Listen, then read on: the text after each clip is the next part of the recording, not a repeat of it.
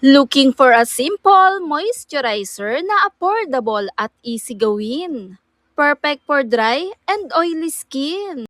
Unang-una gagamit ako ng Vaseline. At maglalagay lamang ako dito ng 1 tablespoon. Pagdating kay Vaseline, siyang magbibigay lack of moisture. Mas minimaintain nito ang hydrate at hindi basta magdadry na ating balat. At pagkatapos, kukuha ko ng coconut oil. Siyang magbibigay hydrate, lack of moisture. Magandang kombinasyon itong dalawang ating pinagsama na magbibigay moisture.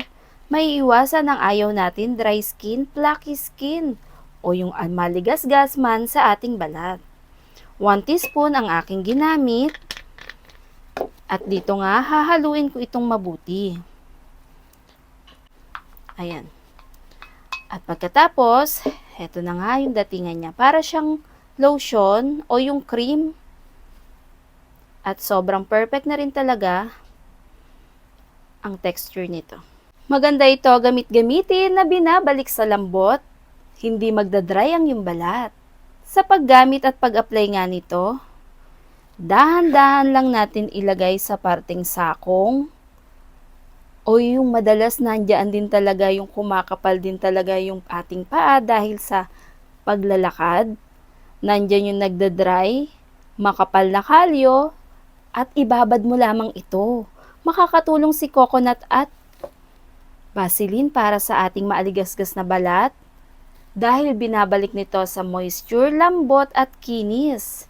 Pwedeng-pwede rin to gamitin sa bandang mga siko o kahit saang parte ng ating balat na nagdadry, pwede mo nga itong gamitin pang lotion. Pwede rin ito sa ating mukha, ibabad lamang ng 10 minutes. Pwede mo itong banlawan. Kadalasan dyan nag-i-start yung nagkakaroon ng white hands, black hands dahil sa nagdadry ang ating balat. At dito yung makakatulong siyang mini-maintain sa lack of moisture. Stay hydrated ng balat, hindi basta-basta magdadry.